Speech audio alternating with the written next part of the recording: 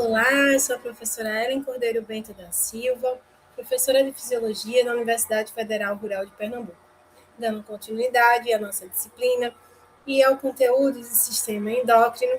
Nós vamos falar um pouco sobre o controle do metabolismo do cálcio e do fósforo. E o que é isso, professora?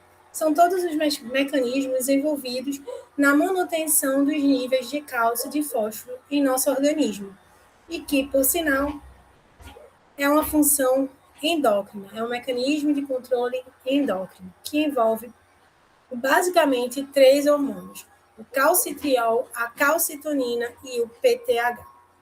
E qual a importância de se estudar o controle do metabolismo do cálcio e do fósforo? A importância se baseia nas inúmeras funções reguladoras e metabólicas cujo cálcio e fósforo estão envolvidos, em geral de forma associada, de forma conjunta. Entre essas, podemos destacar como funções onde o cálcio está envolvido a contração muscular, né, visto que o cálcio é necessário para a liberação do sítio da actina com a miosina, a atividade da célula nervosa, visto que o cálcio é extremamente importante, tanto para o processo de despolarização da célula, como principalmente para a exocitose e até endocitose de neurotransmissores, liberação de hormônios também pelo processo de exocitose, ativação enzimática, coagulação sanguínea, como integrante da estrutura dos ossos, dos dentes, como segundo mensageiro e tantas outras funções desempenhadas pelo cálcio. Enquanto que o fósforo também, nas funções celulares, como na própria estruturação do ATP, na estruturação de ossos, de dentes, né? Na forma de fósforo inorgânico, como tampão sanguíneo em relação ao hidrogênio, na constituição celular, né, formando os fosfolipídios, as fosfoproteínas, os ácidos nucleicos, o próprio glicogênio, cofatores enzimáticos e tantos outros constituintes celulares, além também de favorecer a contração muscular, visto que o fósforo está presente no ATP utilizado nesse processo.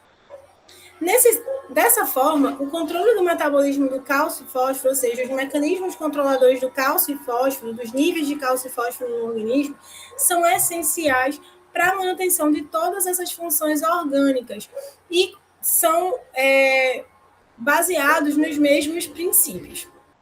O cálcio e o fósforo orgânico, eles estão presentes em níveis de 20 a 25 gramas por quilograma de peso vivo, no caso do cálcio, e 11 a 14 gramas por quilograma de peso vivo, no caso do fósforo.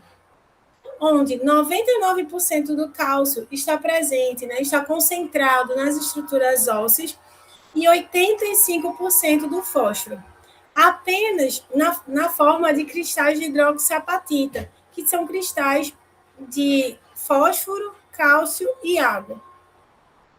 Apenas o restante está presente nas chamadas reservas solúveis. Dessa forma, o esqueleto, né, as estruturas ósseas, elas são estruturas dinâmicas de deposição e de retirada desses elementos conforme a necessidade do organismo. Nos tecidos moles, por sua vez, se encontra apenas 1% de cálcio e 15% de fósforo. E esses tecidos moles são o tecido intersticial, o próprio sangue e também o cálcio na forma na forma solúvel ou em solução nos ossos. Então, esses são os depósitos extracelulares. O sangue é a fonte de cálcio e fósforo para todas as funções orgânicas. Então, dessa forma, os níveis de cálcio e fósforo do sangue, eles precisam estar sempre adequados. E daí a importância dos mecanismos de controle dos níveis de cálcio e fósforo, ou seja, desse controle daí a importância dos mecanismos de controle dos níveis de cálcio e fósforo. Porque o sangue ele vai ser sempre o indicativo desses elementos, né, da disponibilidade desses elementos para as funções orgânicas, de forma que a alteração dos níveis de cálcio e fósforo no sangue é que vão ser os indicadores para a necessidade de desencadeamento desse controle dos níveis de cálcio e fósforo. E essas variações nos níveis sanguíneos de cálcio e fósforo, que vão desencadear os mecanismos de controle, são variações, no caso do cálcio, de 5% dos seus níveis, ou para mais ou para menos, e no caso do fósforo, de até 50% da sua concentração padrão, seja para mais, seja para menos. Dessa forma, é facilmente compreensível que seja o cálcio o principal elemento responsável por desencadear os mecanismos de controle, visto que a variação que é aceitável para seus níveis é de apenas 5%, enquanto que para o fósforo é de até 50%. Por isso, muitas literaturas nem falam muito do fósforo como responsável por desencadear esses mecanismos de controle dos níveis de cálcio e fósforo. E aí, como já dito, esses mecanismos de regulação dos níveis de cálcio e fósforo no organismo, eles são mecanismos hormonais que vão ser desencadeados pelas variações nos níveis desses elementos e que vão atuar em três locais básicos: os ossos, os rins e o trato gastrointestinal. Então, é a ação desses hormônios reguladores sobre os ossos, os rins e o trato gastrointestinal que vai culminar com essa regulação dos níveis desses elementos. Quanto aos ossos, essas são estruturas formadas por matriz orgânica e por componente inorgânico. A matriz orgânica dos ossos, que corresponde a 35% dessa estrutura, é formada basicamente por colágeno. Então, 95% da matriz orgânica é constituída por colágeno. E o restante, 65% da estrutura óssea, é composta por elementos inorgânicos, que é justamente o cristal de hidroxiapatita formado por água, cálcio e fósforo na sua forma estável, que é organizada dentro da estrutura da matriz orgânica. Então, a matriz orgânica ela serve como um depósito da estrutura inorgânica. E nessa estrutura óssea, nós temos dois tipos celulares de extrema importância, que são os osteoblastos e os osteoclastos. Como já destacado, os ossos eles servem como reservatório de cálcio e fósforo. Então, nos ossos, a gente tem a deposição ou a retirada desses elementos conforme a necessidade. E é justamente essas células que vão auxiliar nesse processo. Os osteoblastos são as células edificadoras. Elas auxiliam na constituição dos ossos e dos dentes, depositando cálcio e fósforo nessas estruturas. Por sua vez, os osteoclastos são as células de degradação, de reabsorção óssea. Elas vão degradar essa estrutura óssea, esses cristais de hidroxiapatita, fazendo com que o cálcio e o fósforo ele fique disponível e seja direcionado para a corrente sanguínea.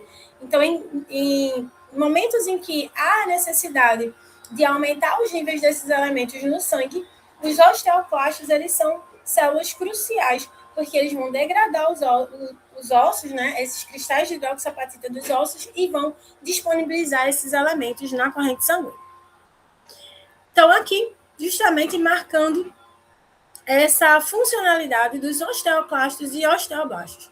Os osteoclastos, eles vão degradar essa matriz, essa estrutura óssea, né, esses cristais de hidroxiapatita, disponibilizando cálcio e fósforo no organismo, ao sangue, né, para ser utilizado nas funções orgânicas, mas em situações fisiológicas, subsequentemente a essa ação, quando da reposição dos níveis de cálcio e fósforo orgânico, ocorre a reestruturação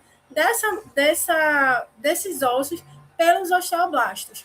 Entretanto, em situações extremas, essa degradação vai ocorrer sem reposição e isso vai marcar um quadro, por exemplo, de osteoporose, saindo do fisiológico e entrando no patológico, com a fragilização da estrutura óssea.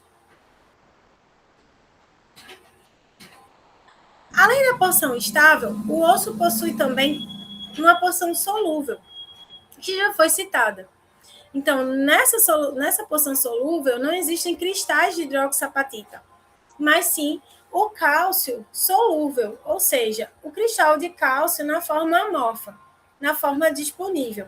E nesse caso, né, realmente é só o cálcio que vai ser armazenado através de uma estruturação de membranas de osteoblastos e de osteócitos, sendo essa uma fonte rápida de cálcio dos ossos, diferente da reserva estável, onde para a disponibilização do cálcio do fósforo que forma o cristal de hidroxapatita, existe a necessidade de uma quebra da estrutura. Então, essa porção estável, que é o cristal de hidroxapatita, não é possível liberar só cálcio ou só fósforo dela. Quando ela é desestruturada, vamos ter sempre a liberação de cálcio e fósforo para a corrente sanguínea, e por ser uma degradação mais grosseira, mais difícil de acontecer, que demanda uma ação enzimática e ácida para que isso seja possível, essa reserva ela vai regular os níveis de cálcio e fósforo no organismo de forma mais tardia, a longo prazo, e vai demandar a ação dos osteoclastos na digestão dessa estrutura. Já o trato gastrointestinal, ele auxilia ele auxilia nessa regulação dos níveis de cálcio e fósforo por meio do processo de absorção de cálcio e fósforo. Então, favorecendo ou desfavorecendo essa absorção do cálcio e fósforo, nós temos a regulação dos níveis de cálcio e fósforo via trato gastrointestinal. E essa absorção de cálcio e fósforo ela acontece tanto pela via passiva, como principalmente por transporte ativo, que é o mais efetivo. Assim como nos rins, onde nós temos o aumento da reabsorção ou o aumento da excreção desses elementos, o que vai permitir, assim, que se regule e também se mantenha essa regularidade dos níveis de cálcio e de fósforo no organismo. Então, para que essa ação nos ossos, nos rins e no trato gastrointestinal aconteça, nós temos 3 hormônios atuando nesses processos, onde 2 deles são hipercalcêmicos e um é hipocalcêmico. Os hormônios hipercalcêmicos são o hormônio da paratireoide, ou PTH, né, ou paratormônio, assim chamado, e o calcitriol, ou 1,25-vitamina D, que é um hormônio produzido nos rins, né, enquanto o PTH, como já vimos em aula anterior, é produzido pela paratireoide. E o hormônio hipocalcêmico é a calcitonina. Por sua vez, como hormônios hipofosfatêmicos, nós temos o PTH e a calcitonina, e como hormônio hiperfosfatêmico, apenas o calcitriol. É importante se destacar também essa função em relação ao fósforo. Então, o PTH, como já dito, é o hormônio da paratireoide, ou paratormônio, né, produzido, obviamente, nas paratireoides. Esse hormônio, ele é um hormônio hipercalcêmico, ou seja, ele atua no organismo para aumentar os níveis de cálcio. Consequentemente, o momento em que ele atua é um momento em que há baixa de cálcio na corrente sanguínea. Então, a corrente sanguínea com nível baixo de cálcio faz com que ative-se a produção e secreção de PTH na paratireoide, para que esse PTH ele aumente os níveis de cálcio, já que ele é um hormônio hipercalcêmico. Por outro lado, ele é um hormônio hipofosfatêmico. Então, ao mesmo tempo que ele busca a elevação dos níveis de cálcio na corrente sanguínea, ele atua para a redução dos níveis de fósforo. E a gente vai entender já como que isso acontece. E essa produção do PTH, ela ocorre nas células chamadas células principais da paratireoide, sendo esse um hormônio polipeptídeo. Dessa forma, o hormônio ele é produzido por processo de transcrição e tradução. A sua liberação é por exocitose, inclusive, que é um processo que depende da ação do cálcio.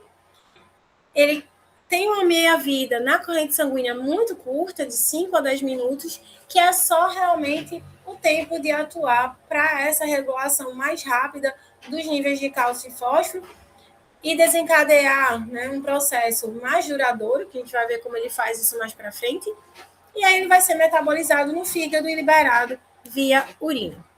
Então, consequentemente, se o PTH é um hormônio hipercalcêmico e hipofosfatêmico, e a gente já viu que o que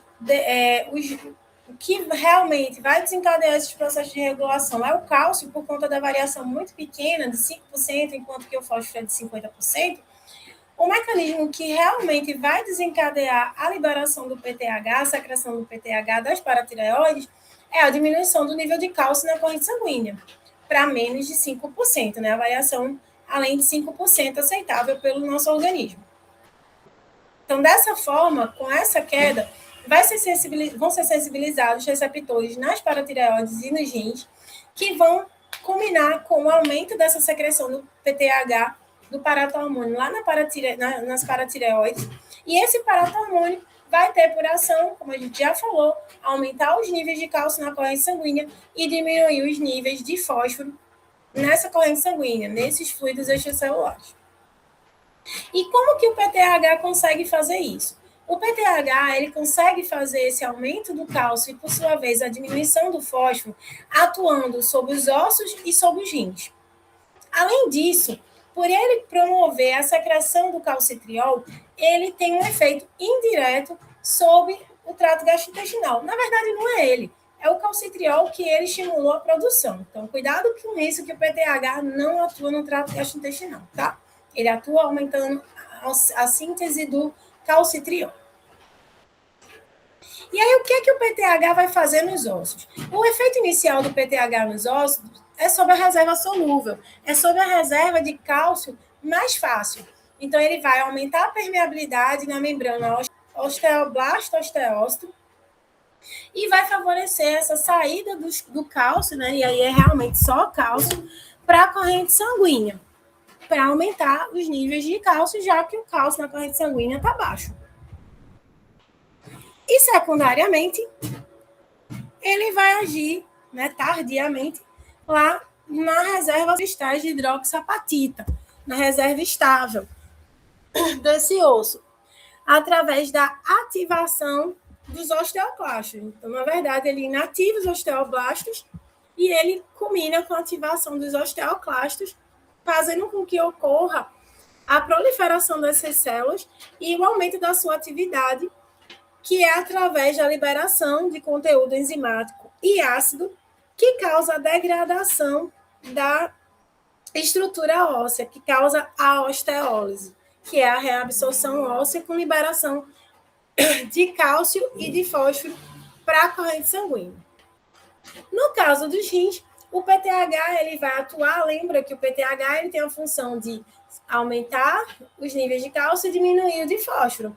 Só que quando a gente vê a ação nos ossos dele, ele vai aumentar tanto o cálcio quanto o fósforo, porque não tem como ele quebrar os cristais de hidroxapatita e não liberar cálcio e fósforo. Então, a gente se pergunta, né? Como é que ele vai diminuir o fósforo, então? É justamente pela sua ação renal. Então, quando o PTH atua nos rins, ele aumenta a reabsorção de cálcio, porque ele ativa o mecanismo, né, de bombas, por exemplo, de cálcio, e vai favorecer essa reabsorção do cálcio nos tubos renais e, por sua vez, vai diminuir a reabsorção de fósforo. E aí é dessa forma que ele consegue contrabalancear o aumento de fósforo que veio lá dos ossos, né, colocando para fora via urina. E por que o PTH faz isso com o fósforo? Porque a terceira função que ele tem é de estimular a produção do calcitriol, que é um hormônio renal, que é um hormônio esteroide, é um hormônio lipídico, oriundo da vitamina D. Então, o PTH ele tem esse efeito de estimular a produção nos rins do calcitriol, ou do 1,25 vitamina D, ativando a enzima certa para essa produção. Entretanto, se os níveis de fósforo estiverem elevados, essa produção é impossibilitada porque é ativada a enzima errada e o calcitriol não é formado. Então, dessa forma, não vai ser favorecida a ação desse outro hormônio hipercalcêmico e agora também hiperfosfatêmico. Então, o fósforo ele tem que estar em níveis adequados para o PTH conseguir ativar a produção do calcitriol. E o calcitriol, por sua vez, ele vai atuar nos rins e nos ossos, assim como fez o PTH, né, ele também tem essa ação nos rins e nos ossos, e somente ele vai atuar no intestino com o objetivo de aumentar os níveis de cálcio e de fósforo. Então, no osso, o PTH ele age idêntico ao... O calcitriol ele vai agir de forma idêntica ao PTH. Ele vai liberar o cálcio lá da reserva de cálcio solúvel, ele vai agir degradando os cristais de hidroxapatita da reserva estável e liberando cálcio e fósforo, igualzinho. Entretanto, nos rins não. Por quê? Porque nos rins o calcitriol ele é hipercalcêmico e ele também é hiperfosfatêmico. Então, ele vai agir nos rins, aumentando não só a reabsorção de cálcio, mas também a reabsorção de fósforo. E no intestino, ação que o PTH não tinha antes, ele vai aumentar a absorção de cálcio e de fósforo. Então, veja que o PTH, que o calcitriol, ele vai ter um papel fundamental na reposição de cálcio e fósforo no organismo. Ele traz da dieta cálcio e fósforo o máximo que ele consegue trazer para a nossa corrente sanguínea, para o nosso organismo de cálcio e fósforo. Então, ele repõe, ele traz cálcio e fósforo novo. Ele é o hormônio responsável por fazer isso. Então, a estimulação para a liberação do calcitriol, já que ele é um hormônio hipercalcêmico e hiperfosfatêmico, é a diminuição do cálcio e também a diminuição do fósforo, se isso acontecer. E aí, o PTH, né, ele vai ativar a enzima C1-hidroxilase sempre em níveis de fósforo adequados. Se o fósforo estiver alto, ele não consegue fazer isso. E aí, com a ativação dessa enzima, a ativação da enzima carbono 1 hidroxilase, haverá a produção do calcitriol a partir do calcidiol produzido lá no fígado. O calcitriol ele é produzido lá nos rins. E aí isso vai aumentar a absorção e a reabsorção de cálcio e de fósforo, né? A absorção no trato gastrointestinal, reabsorção nos rins, além da ação óssea igualzinha lá ao PTH. Só o PTH faz isso? Não. Hormônios da gestação, hormônio do crescimento e a prolactina também conseguem estimular a ativação da carbono 1 hidroxilase para a produção de calcitriol. Por quê, professora? Porque são situações em que há grande demanda de cálcio. Então, veja que a gestação, um novo indivíduo, um novo esqueleto está sendo formado. Os hormônios de crescimento, o indivíduo está em crescimento e diferenciação tecidual. E a prolactina, ela é um hormônio responsável pela produção do leite. Então, a fêmea que está lactante, ela demanda muito cálcio, muito fósforo. E daí também a importância de se ter o calcitriol, trazendo cálcio e fósforo novo, oriundo da dieta, para o organismo desse indivíduo. Então, pelo visto, né, o calcitriol, ele age conjuntamente com o PTH para que se tenha essa ação na estrutura óssea para liberar inicialmente o cálcio solúvel, né, do depósito lábio, e também para agir nos ossos estáveis. Entretanto, por meio dos osteoclastos. Entretanto, essa ação do calcitriol, ela é muito mais longa do que a do PTH. Ela dura cerca de 15 horas, enquanto que o PTH, né, somente alguns minutos, como a gente já viu. Então, isso faz com que pela ação do calcitriol, o efeito do PTH nos ossos ele seja prolongado, ele seja intensificado, ele seja potencializado. Então, mesmo na ausência do PTH, quando liberado, né, quando formado esse calcitriol, ocorre essa promoção eficaz da mobilização de cálcio e fósforo da estrutura óssea. Então, como já dito, por conta do tempo de meia-vida bem diferente entre os dois, que enquanto o PTH é de cerca de 15 minutos, né, variando aí de 5 a 20 minutos, o do calcitriol é de 15 horas de ação. E como é que se dá o efeito nos rins, né, do calcitriol? Como a gente já disse, lá nos tubos renais, ele vai atuar estimulando tanto o aumento da reabsorção de cálcio quanto de fósforo nesses tubos renais, por ação em canais, por ação em bombas.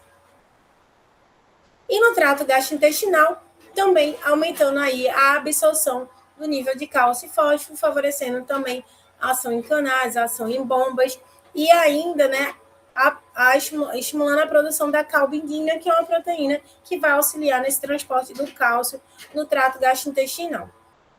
Então, o que vai regular agora a secreção do PTH e do calcitriol? Basicamente, o aumento do nível do cálcio. Se é a diminuição do nível de cálcio que favorece a liberação de PTH e de calcitriol, é o aumento dele agora, desse cálcio livre na corrente sanguínea, que vai fazer com que o PTH e a produção e a secreção do PTH e do calcitriol seja diminuída. Então, veja que é um mecanismo de feedback negativo.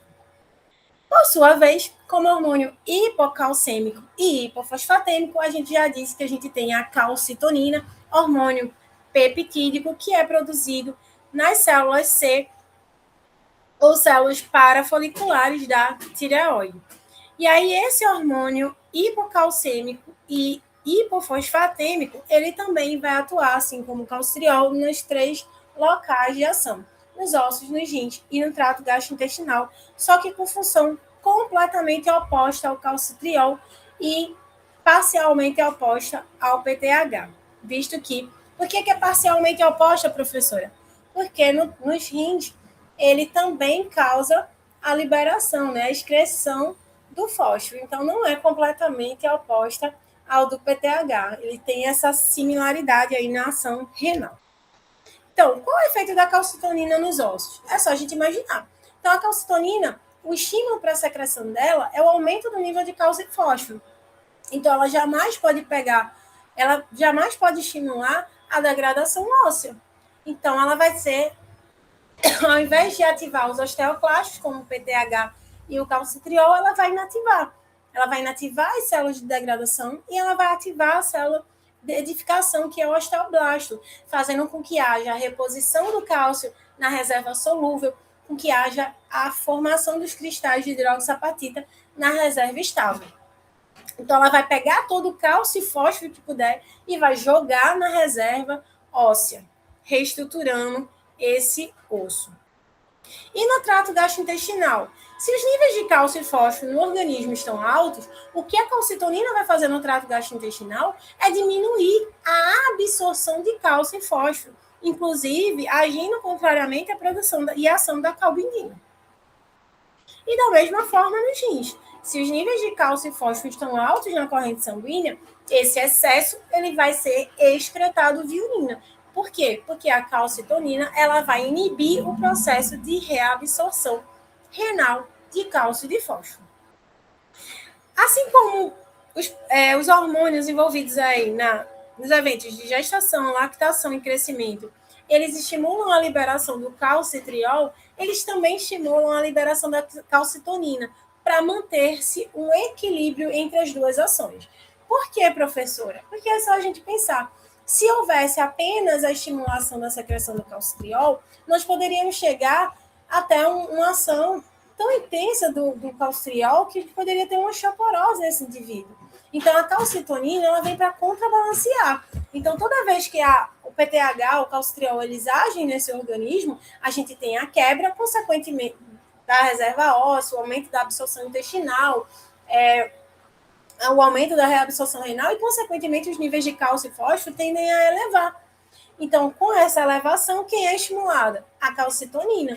E aí, através disso, ela vai contrabalancear a ação dos outros hormônios. Então, veja que esses 3 hormônios, eles sempre vão estar agindo conjuntamente, mantendo o equilíbrio no organismo para evitar os excessos e as faltas de cálcio e de fósforo, né? E ações que poderiam ser nocivas, deletérias às funções orgânicas. Inclusive, né, a calcitonina ela aumenta bastante logo após a ingestão de alimentos, né, que alimentos que são ricos em cálcio, em fósforo. Por quê? Para evitar processos de hipercalcemia pós-prandial. Então, veja que sempre esses hormônios eles estão realmente, né, agindo conjuntamente para evitar os excessos e as faltas. Então, por meio dessa ação conjunta, é que se tem essa homeostase, esse equilíbrio nos níveis orgânicos tão necessários de cálcio e de fósforo, evitando, assim, doenças ou por falta ou por excesso desses elementos. Dessa forma, a gente constata, né, o quanto esses dois elementos, o cálcio e o fósforo, são fundamentais para o nosso organismo, para as nossas diversas funções orgânicas, e quanto é importante a perfeita atuação desses mecanismos de controle do cálcio e do fósforo.